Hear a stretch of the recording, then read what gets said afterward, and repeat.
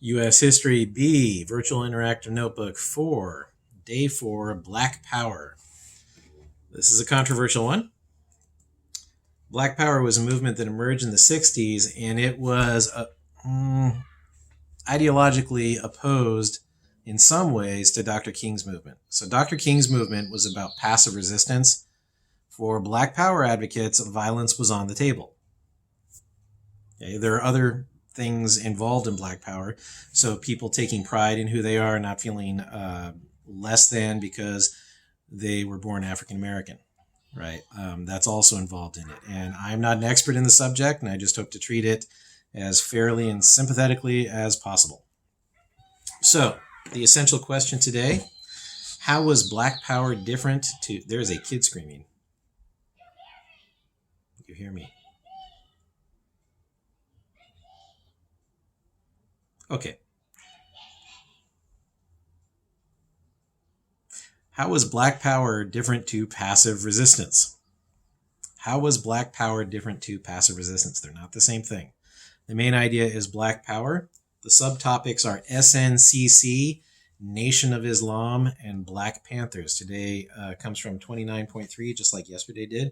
We're splitting that section up into 3 days because it's a very important section. All right.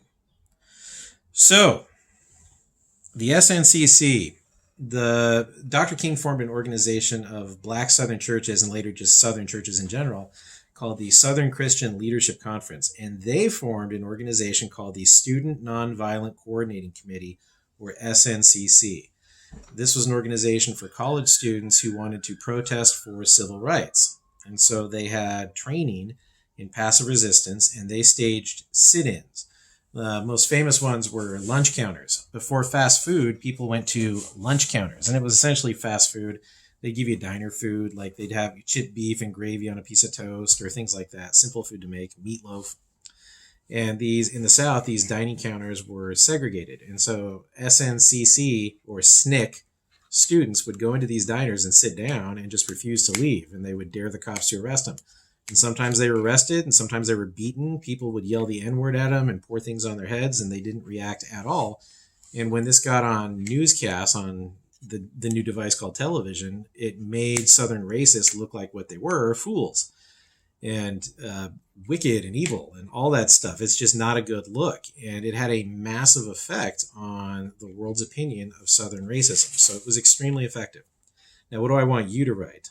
For SNCC, I want you to have an arrow coming off and say student sit-ins. And that'll help you remember that. They protested nonviolently through sit-ins. We're going to move on to the Nation of Islam. So a man called Elijah Muhammad in the Nation of Islam, he is called the Honorable Elijah Muhammad, brought Islam to a large section of the African American community. And they started doing outreach in all kinds of ways, and one of these was through prison. And so a man named Malcolm converted to Islam in prison and changed his last name from the one his family had given him to X. And that symbolized that his last name came from the people who had enslaved his family, so he didn't know what his real last name would be, so he just put X. It was kind of a protest.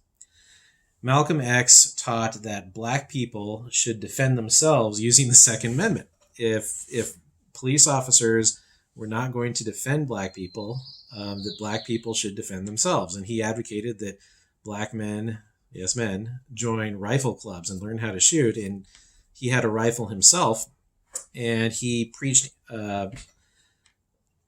not passive resistance, right? Now, he did not lead a violent revolution, but he intimated that violence might be on the table.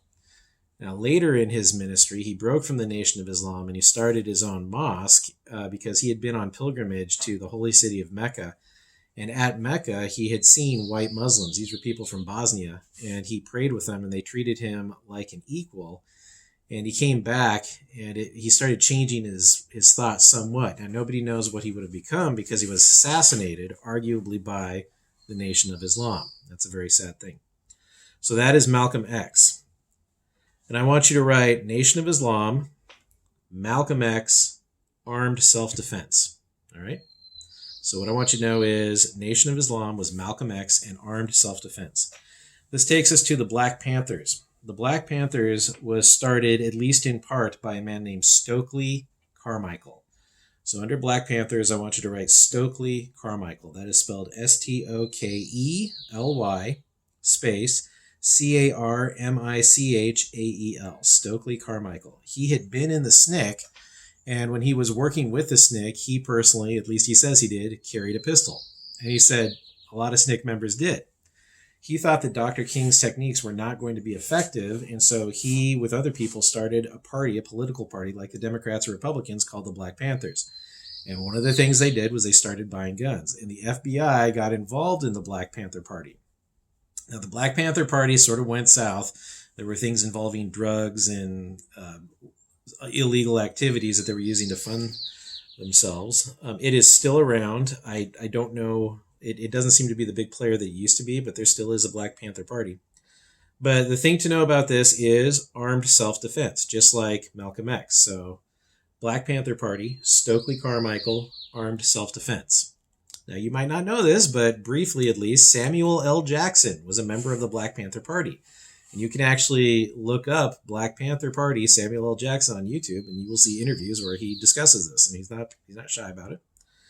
So this is the Black Power movement. It was opposed to Dr. King and the SNCC in that violence was on the table, and it was usually discussed, at least as far as I can tell, in terms of self-defense.